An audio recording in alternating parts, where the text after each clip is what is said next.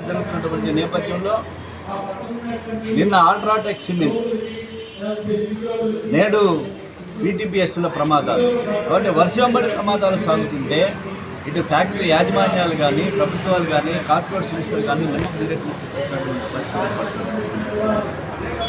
తాము చేయవలసినటువంటి కర్తవ్యాన్ని సేఫ్టీ మెథడ్స్ ఏవైతే ఉన్నాయో వాటిని అమలు చేయకుండా కార్మికుల్ని కట్టు బానిసలుగా చూసినటువంటి పరిస్థితి వల్ల అల్ట్రాటెక్ యాజమాన్యం బుధవాడ గ్రామానికి అభివృద్ధికి కావాల్సినటువంటి నిధుల్ని కోట్ల రూపాయల నిధులు ఏమైపోయినాయో తెలియదు.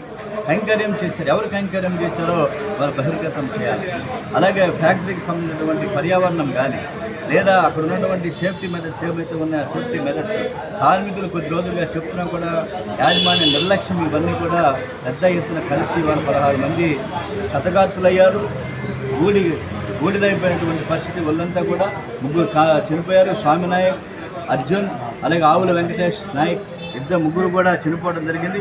వారి ముగ్గురికి కూడా ఈ సందర్భంగా మీడియా తరఫున సంతాపాన్ని తెలియజేస్తున్నాం. తక్షణమే ప్రభుత్వం ఇవాళ మినిస్టర్ గారి కోసం ప్రయత్నం చేశాం. ఆయన ఫోన్ ఆపి కూర్చున్నాడు. కాబట్టి దేనికైనా కార్మిక మంత్రి అంటే అల్ట్రాటెక్ యాజమాన్యం తొత్తుగా మారేయడాన్ని నేను అడుగుతున్నాను. కాబట్టి ఫోన్లు ఎందుకు నంబర్లు ఇచ్చాడు? మీరు పబ్లిక్గా ఫోన్ చేయమని ఇయ్యే ఎవరో తెలియదు. కార్మిక శాఖ మంత్రి యొక్క నిర్లక్ష్యాన్ని కూడా సందర్భంగా తీసుకొస్తున్నాం. కృష్ణా జిల్లా కలెక్టర్కి రిప్రజెంటేషన్స్ ఇచ్చాము. నిజ నిర్ధారణ కమిటీ వేయడం ద్వారా ఫ్యాక్టరీ యాజమాన్యమే కాదు ప్రభుత్వం కూడా మనకు 50 లక్షల రూపాయలు నష్టపరిహారాన్ని కాంపెన్సేషన్ని ఇవ్వాలని చెప్పేసి కూడా సందర్భంగా కోరుతున్నాం.